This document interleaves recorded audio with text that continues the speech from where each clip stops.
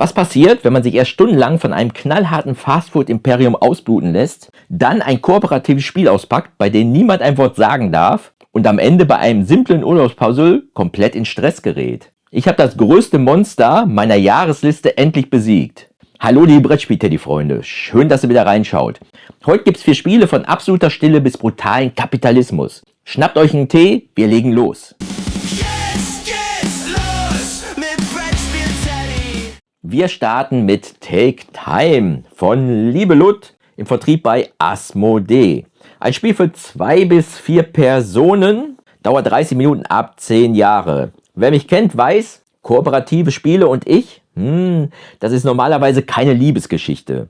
Aber hier sah die Sache tatsächlich anders aus. Wir haben in der Mitte des Tisches, ich zeige euch das mal, hier ein Board, das aussieht wie eine Uhr mit 12 Zeigern, also 12 Slots. Unser Ziel ist es, in jedem Level bestimmte Bedingungen zu erfüllen, indem wir unsere Handkarten mit Zahlen verdeckt an diese Uhr anlegen.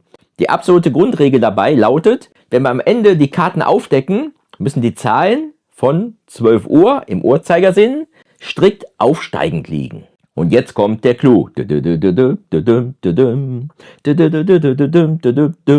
dürfen hier nicht miteinander sprechen. Dazu kommen in den höheren Leveln noch fiese Vorgaben. Da steht dann ein Slot plötzlich, hier muss eine Zahl zwischen 8 und 14 liegen. Dann viel Spaß beim stummen Abschätzen. Ich muss euch sagen, Take Time hat mir richtig Spaß gemacht.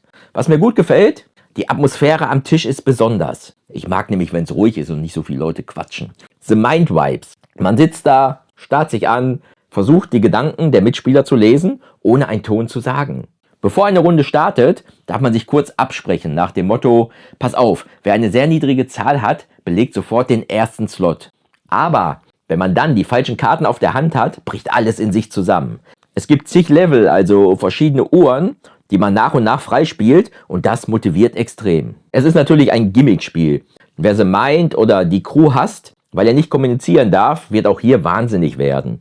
Oder eventuell auch Leute, die sonst viel quatschen. Und wenn man alle Level einmal durch hat, kennt man halt die Kniffe, auch wenn man sicher nochmal mit einer anderen Gruppe spielen kann. Für mich war Take Time eine echte Überraschung. Ein richtig cooles Kommunikationsspiel, ohne dass man kommuniziert. Spielt es abends in ruhiger Runde, es ist wirklich ein Erlebnis. So, und jetzt kommen wir zu dem Haken auf meiner To-Do-Liste. Food Chain Magnet von Splotterspellen, niederländischer Verlag, eigentlich diese Splotter-Spiele. Ein älteres Spiel, das jetzt in einer sündhaft teuren Kickstarter-Deluxe-Version nochmal aufpoliert wurde. Der Thorsten hat es mal mitgebracht in der Deluxe-Version für 300, 400 Euro und ich konnte endlich dieses Wirtschaftsmonster spielen. Ich habe hier nur die armen Version, die auch schon 100 Euro kostet.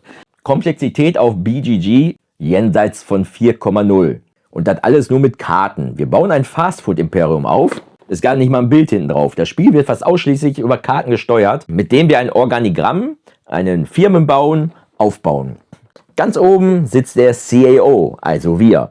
Darunter können wir in unserer Runde Manager platzieren. Und unter diese Manager kommen dann die kleinen Angestellten. Köche, irgendwelche Werbefuzis, Pizzabäcker, Kuriere. Nur die Karten, die wir in diesem Baum auslegen, sind in der aktuellen Runde aktiv. Der Kern des Spiels ist nicht der Kern einer Pflaume, sondern der Kern des Spiels hier ist wirklich brutal. Wir müssen Werbung machen. Die Bewohner der Stadt kaufen nur das, wofür gerade Werbung in ihrem Viertel läuft. Zum Beispiel Flugzeugwerbung, Briefkastenwerbung. Aber sie laufen dann zu dem Restaurant, das am billigsten ist. Entfernung und Preis. Wenn mein Nachbar also massive Werbung für Pizza macht, ich aber die Preise dumpe, laufen seine hungrigen Kunden zu meinem Laden und er geht komplett leer aus. Das Spiel heißt Magnat, aber es ist eine pure Mafia. Es ist wirklich knallhart. Was ich klasse finde hier, es ist ein unfassbarer Brainburner und extrem logisch aufgebaut.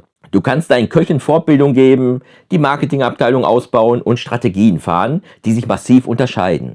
Es gibt hier kein Glück, keine Würfel, nur dein Hirn gegen die Hirne der anderen Mitspieler. Was mir nicht so gut gefällt hier, die Optik. Selbst in der unglaublich teuren Deluxe-Version ist der Stadtplan in der Mitte einfach nicht, sagen wir mal, wunderschön. Das ist pure Zweckmäßigkeit. Zweitens die Frustration. Das Spiel hier verzeiht nichts. In unserer Viererpartie hatte sich ein Spieler früh einen Werbemanager geholt und sich extrem breit aufgestellt. Dieser kleine Vorsprung potenzierte sich von Runde zu Runde. Nach der Hälfte des Spiels hatte der so viel Geld, dass er uns alle preislich komplett ausbluten ließ. Er ist uns meilenweit davongezogen und wir konnten einfach nichts mehr machen. Das Spiel hat auch keinen Gummibandeffekt. Wer am Boden liegt, der wird hier noch getreten. Und das über 5 bis 6 Stunden Spielzeit. Mein Fazit: Food Chain Magnate ist ein Meisterwerk für Wirtschaftsstrategen, die Schmerzen aushalten können. Ich freue mich extrem, dass ich es gespielt habe und meine alte Version hier, die aussieht wie aus dem Jahre 1900, wird definitiv auch noch auf dem Tisch kommen. Aber seid gewarnt, das hier ist auf jeden Fall kein Wohlfühlspiel. So, nach so viel Wirtschaftsstress, da gehe ich lieber so in die Wirtschaft, brauchen wir was Flottes. Und da nehmen wir mal GOT5 von Blue Orange, im Deutsch jetzt im Vertrieb bei Asmodee. Ein kleines Deduktionsspiel für 2 bis 4 Spieler in knackigen 15 Minuten. Jeder von uns hat 5 Plastiksteine vor sich stehen. Hier, die sehen so ein bisschen aus wie die Pac-Man-Geister. Auf diesen Steinen stehen Zahlen zwischen 1 und 60 in verschiedenen Farben sortiert. Sie stehen strikt aufsteigend vor uns. Der Witz ist, wir sehen unsere eigenen Zahlen nicht, wir sehen nur die Zahlen der Mitspieler. Unser Ziel ist es, als erster unsere eigenen 5 Zahlen zu erraten.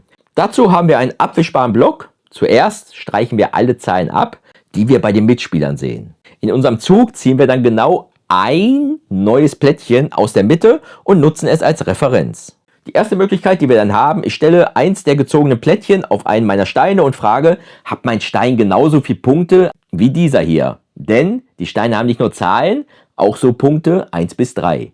Und dann sagt mein Mitspieler ja oder nein. Die zweite Möglichkeit, die wir haben: ich gebe eins der offen ausliegenden Plättchen einem meiner Mitspieler und sage ihm, bitte sortiere diese Zahl der Größe nach zwischen meine Steine ein. Dann sagt er, die 15 steht zwischen deinem zweiten und dritten Stein. Zack, wissen wir, alles links ist kleiner als 15, alles rechts ist größer. Und wenn dann zum Beispiel die Grün links davon ist, dann können wir alles bei Grün auf unserem Block wegstreichen, was größer als 15 ist. Ist klar, oder? GOT5 ist wirklich ein kleines, geniales Ding.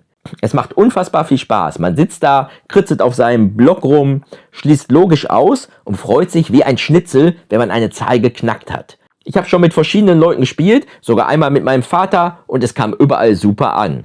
Es ist flott, die Regeln sind in 2 Minuten erklärt, und wenn einer glaubt, er hat alle 5 Ziffern erraten, ruft er, habe die 5. Liegt er falsch, scheidet er leider aus. Also muss man sich schon sicher sein. Kritikpunkte habe ich hier eigentlich gar nicht. Für das, was das Spiel sein will, ist es gut. Man muss halt logisch ausschließen mögen. Ein wunderbar extrem runder Logikknobler für Familien und als Absacker für Kenner.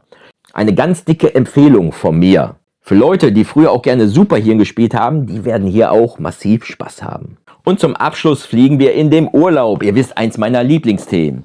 Happy Holiday von Kosmos, ein Spiel von Matthew Dunstan und Brad J. Gilbert. Ich liebe das Thema Reisen, deshalb hat das Spiel bei uns direkt einen Stein im Brett. Das Spiel erinnert tatsächlich ein bisschen an Approad, aber deutlich abgespeckt. Wir planen unseren 3-wöchigen Urlaub, indem wir Städteplättchen auf unserem Tableau puzzeln. Ich zeige euch das mal hier. Um eine Stadt zu besuchen, hier ist unser Tableau, müssen wir sie auf dem Plan erreichen. Das sehen wir hier, hier ist die Landkarte. Dafür brauchen wir Koffer, die bekommen wir hier. Reisen wir auf der grauen Straße, brauchen wir graue Koffer. Nehmen wir den schwarzen Zug, das ist die schwarze Strecke hier, kostet das schwarze Koffer. Oder wir nehmen den Flieger, da kann man überall hin, das sind die weißen Koffer. Und jetten einfach quer über den Plan, was flexibel ist, aber dann keine Punkte bringt. Für die anderen Verbindungen bekommen wir nämlich extra noch Punkte. Und wie kommen wir jetzt an Städte und Koffer? Es legen immer hier Plättchen in diesen 3 Slots aus. Nehme ich ein Plättchen aus einem Slot, wird als Ersatz ein Koffer dorthin gelegt. Ja, und das seht ihr, hier ist der graue Bereich, schwarz und weiß, und die entsprechende Farbe kommt der Koffer dann dahin. Und der nächste, der dann aus diesem Slot hier ein Plättchen nimmt, kriegt also das Plättchen plus Koffer. Nimmt der dritte hier irgendwann eins raus, dann kriegt er schon ein Plättchen plus 2 Koffer. Und dann wird wieder aufgefüllt. Wirklich cooler Mechanismus, muss ich sagen. Ein fluffiges Reisespiel für die ganze Familie. Es spielt sich wirklich extrem flüssig und ihr müsst nicht mal den Tisch danach abwischen. Die erste Woche, also die erste Reise auf dem Tableau, puzzelt man noch locker flockig vor sich hin. Man sammelt Symbole, zum Beispiel Theater, Kamera, Essen, für die gemeinsamen Wertungskarten in der Mitte und freut sich über seinen Städtetrip. Auch der Mechanismus, wie sich die Koffer auf dem nicht gewählten Plättchen ansammeln, ist super gelöst. Zum Ende hin wird dieser vermeintlich entspannte Urlaub purer Stress. Das Tableau wird eng Und dann braucht man plötzlich eine Aktivität, die nur zum Beispiel an einem Montag stattfinden darf. Aber man hat ja keinen Montag mehr frei. Da muss man Plättchen auf die neutrale Ruhetag-Rückseite drehen, was wertvolle Punkte kostet. Für knallharte Optimierer kann dieses enge Gefühl am Ende durchaus in langes Grübeln ausarten. Trotz alledem muss ich sagen, ein sehr schönes thematisches Legespiel. Wer auf leichte Routenplanung steht und das Thema Urlaub mag, ist hier genau richtig. Uns hat es auf jeden Fall richtig gut gefallen. Und das war meine Runde für heute. Wir halten schweigendes Zittern bei Take Time, haben die Koffer gepackt in Happy Holiday. Wir haben blitzschnell Zahlen geknackt in Gut 5 und ja, im Food Chain Magnet wurde ich vom Kapitalismus überrollt. Aber immerhin ein Spiel weniger auf meiner To-Do-Liste und ein neues schönes Spiel, was ich kennengelernt habe. Jetzt seid ihr dran. Seid ihr bei knallharten Wirtschaftsspielen wie Food Chain Magnet voll in euren Element? Oder ist euch das zu bestrafen, wenn einer komplett wegzieht? Schreibt es mir unbedingt unten in die Kommentare. Lasst gerne ein Abo da. Ich lege mal den Food Chain Magnet dahin, die Pizza. Drückt die Glocke, damit ihr nicht verpasst, wenn wir das nächste Mal wieder am Teddytisch sitzen. Passt gut auf euch auf, bleibt gesund, spielt was Schönes. Euer Olli vom Brettspiel Teddy. Tschüssi.